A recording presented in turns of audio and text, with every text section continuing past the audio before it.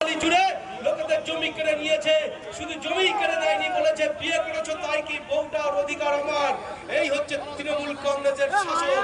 আজকে সেই শাসন ক্ষমতা থেকে পশ্চিমবঙ্গের মানুষকে মুক্তি দেওয়ার জন্য ভারতীয় জনতা পার্টি আজকে পথে নেমেছে। আজকে সন্দেশখালী মা বোনেরা অত্যাচারিত হচ্ছে দীর্ঘদিন ধরে, সন্দেশখালী লোকেদের জমি কেড়ে নেওয়া হচ্ছে দীর্ঘদিন ধরে। প্রতিবাদ করার সাহস পায়নি মানুষ। ভারতীয় জনতা পার্টি সেখানে যখন প্রবেশ করেছে, ভারতীয় জনতা পার্টির কর্মী নেতাদের পুলিশ দিয়ে কেস দিয়ে, মিথ্যা কেস দিয়ে তাদের আটকে ভয় দেখিয়ে থামিয়ে দেওয়ার চেষ্টা চলেছে।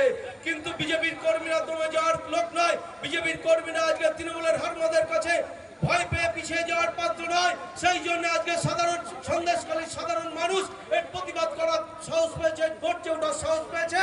আর সেই কারণে আজকে শাহজাহান জেলে, জ্যোতিপ্রিয় মল্লিক জেলে, অনুব্রত জেলে, আজকে শিক্ষা দপ্তর জেলে, আজকে পার্থ চট্টোপাধ্যায়কে তৃণমূলের শৃঙ্খলা রক্ষা কমিটির চেয়ারম্যান।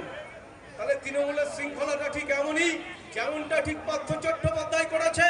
তিনি নিজে একাধিক সুন্দরী বান্ধবী পুষে তাদের চাকরি চুরির টাকা নিজের আলমারিতে, নিজের খাটের তলায়, নিজের বালিশের তলায় রেখে আজকে কোটি কোটি টাকা উপার্জন করেছে। কিভাবে?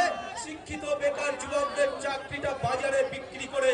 সেই কারণে আপনারা একবার ভেবে দেখেন, ভারতবর্ষের সার্বভৌমত্ব রক্ষার জন্য, ভারতবর্ষে বিদেশি শত্রুর হাত থেকে রক্ষার জন্য, বিদেশি শক্তিশালী দেশগুলো যাতে ভারতবর্ষকে চমকাতে না পারে, ভারতবর্ষের দিকে যাতে বড় বড় চোখ করে তাকাতে না পারে, তার জন্য আজকে ভারতীয় জনতা পার্টির হাত শক্ত করা জরুরি।